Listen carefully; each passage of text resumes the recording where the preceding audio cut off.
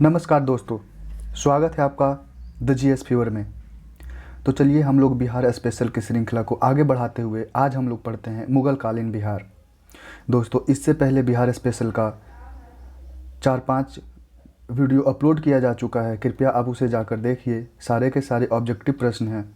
और वीडियो शुरू करने से पहले मैं आपसे निवेदन करना चाहूँगा कि अगर आप लोग चैनल पर नए हैं तो चैनल को सब्सक्राइब करें, लाइक करें और शेयर करें। इससे हमारा मनोबल बढ़ता है और मैं ताकि आप लोग के लिए और अच्छी अच्छी चीज़ें ला सकता हूँ। मुझे उम्मीद है कि इस वीडियो को आप पूरा देखेंगे। दोस्तों, धीरे धीरे जब आप पूरा वीडियो देखेंगे, धीरे धीरे सारी किताबें ख़त्म होंगी तो आप देखेंगे कि आप में बिहार से संबंधित प्रश्नों में कितनी ज़्यादा विशिष्टता आ गई है। तो दोस्तों, चलिए बिना देर किए हुए शुरू करते हैं। इससे पहले हम लोग चेरो वंश और उज्जैनिया वंश के बारे में हम लोग पढ़ चुके थे और तुर्कों का आगमन के बारे में भी पढ़ चुके थे। अब हम लोग पढ़ते हैं शेरशाह सूरी के बारे में भी पढ़ चुके थे। अब हम लोग पढ़ते हैं मुगल कालीन बिहार। तो दोस्तों, शुरू करते हैं। पहला प्रश्न है, बिहार को सर्वप्रथम अपने साम्राज्य में मिलाने वाला मुगल शासक कौन था? तो बिहार को सर्वप्रथम अपने साम्राज्य में मिलाने वाला पहला मुगल शासक जो था वो अकबर था।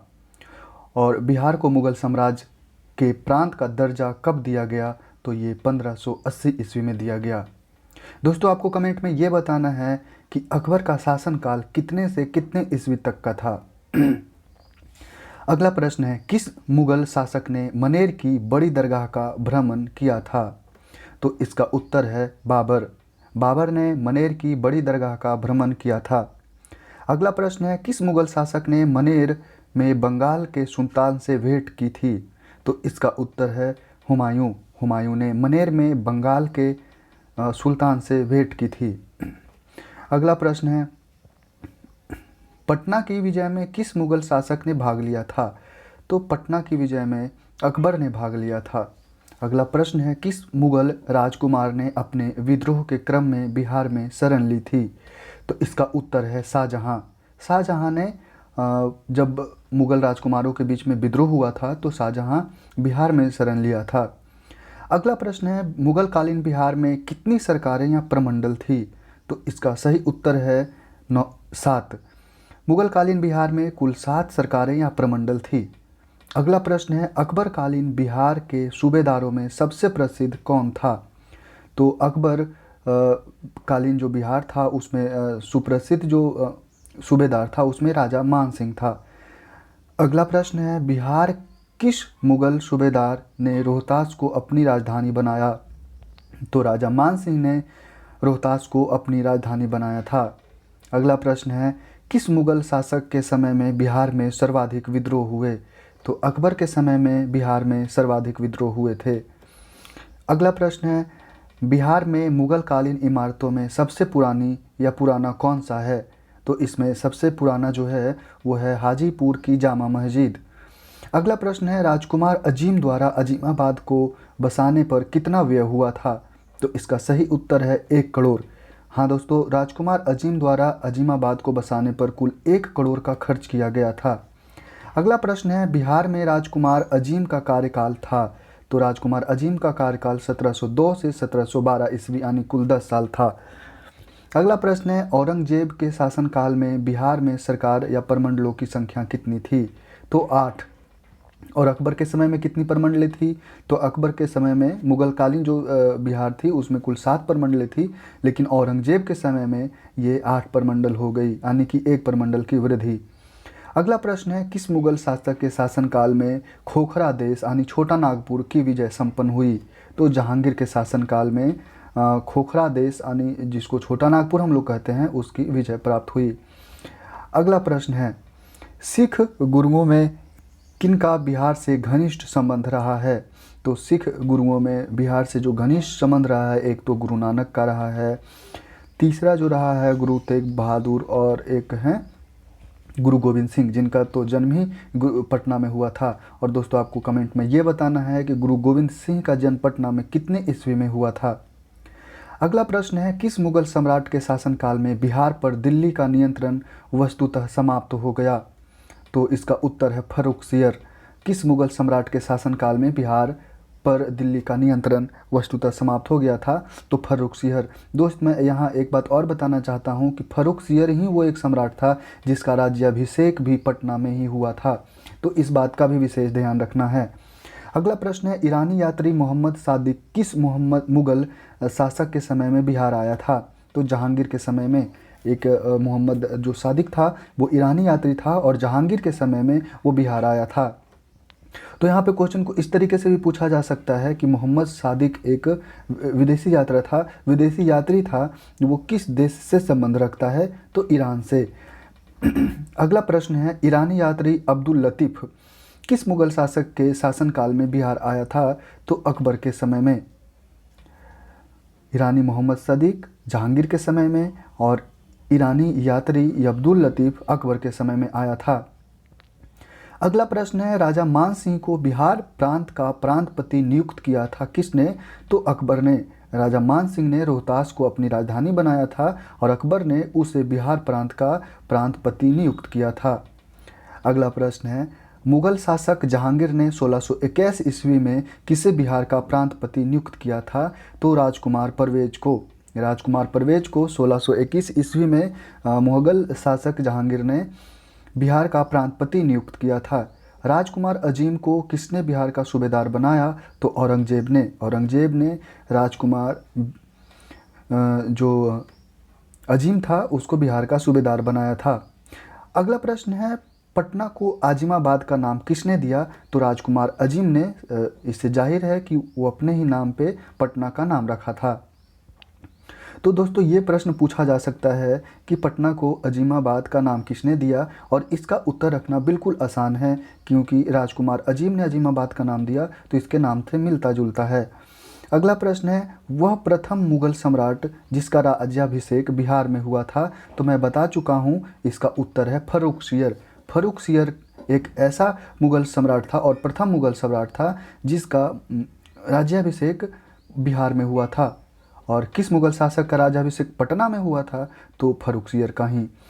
अगला प्रश्न है, किस मुगल शासक के काल में बिहार पर बंगाल के नवाबों का नियंत्रण स्थापित हुआ? तो बहादुर शाह प्रथम के समय में बिहार पर बंगाल के नवाबों का नियंत्रण स्थापित हो चुका था।